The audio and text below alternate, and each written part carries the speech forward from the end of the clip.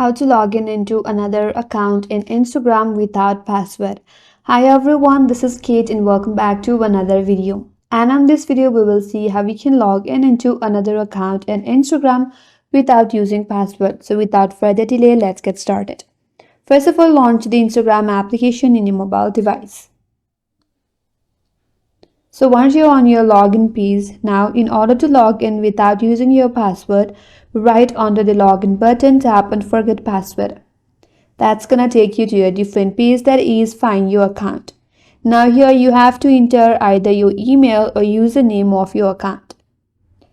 Then once done, tap on continue. After that, you may receive a verification code in your WhatsApp or SMS or in your Gmail. So with the help of that verification code, you can directly log into your account.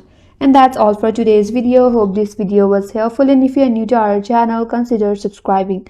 Thank you for watching and stay tuned for more videos.